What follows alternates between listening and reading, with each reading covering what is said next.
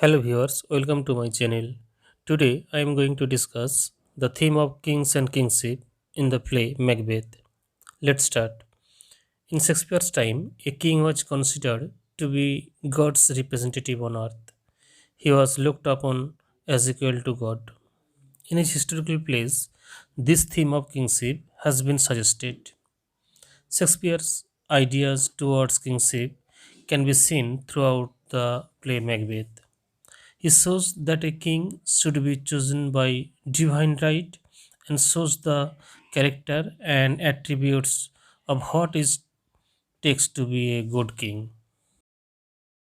Macbeth is the main character in the play and starts the play as a very brave, fierce, and loyal warrior.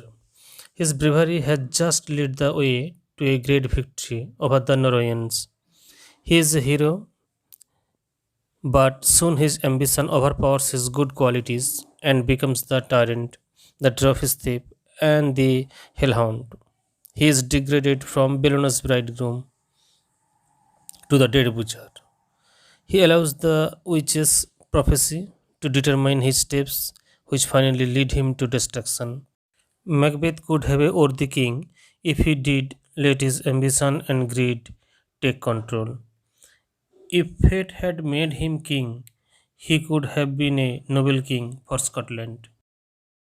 We first meet Duncan behind the battlefields of two battles against the rebel MacDonald and an invading Northern army, waiting anxiously for any news. From this time until his brutal murder, he is presented as a noble king of Scotland.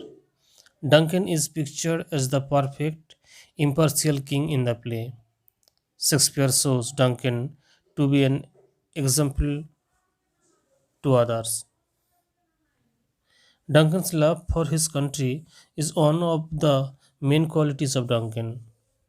We can see this when he eagerly seeks for any news from the captain who has returned from the front lines. When Duncan hears of Macbeth's bravery in the battlefield, he rewards Macbeth for his heroism by naming him the Thane of Cador. He also orders to hang the previous Thane of Cador. Here we see the king executes his power righteously by rewarding who is loyal and punishing disloyalty.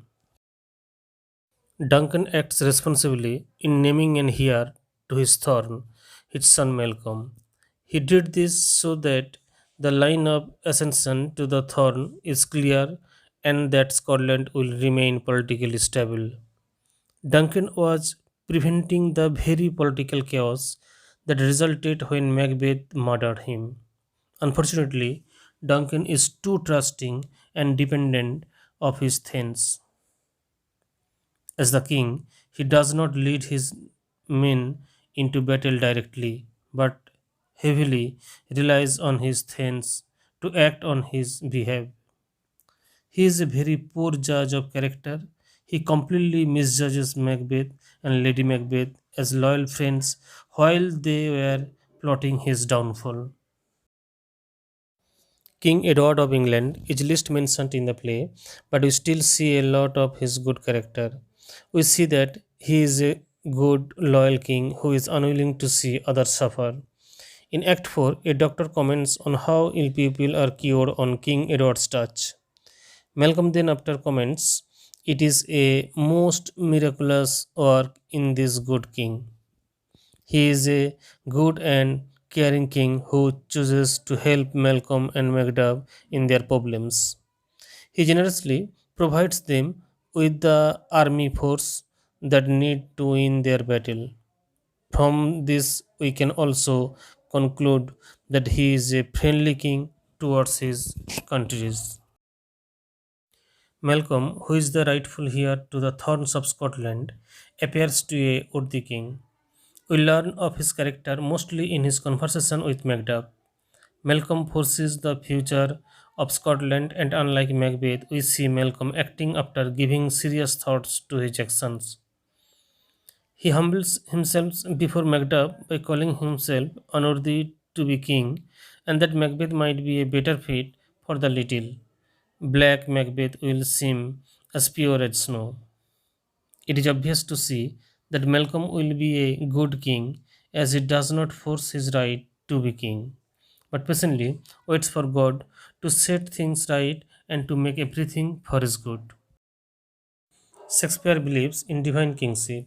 A king is the Lord's anointed temple. The murder of the king is a sacrilegious act. It is an unnatural act, a deed of disorder, and it has created destructive influence on the society and nature.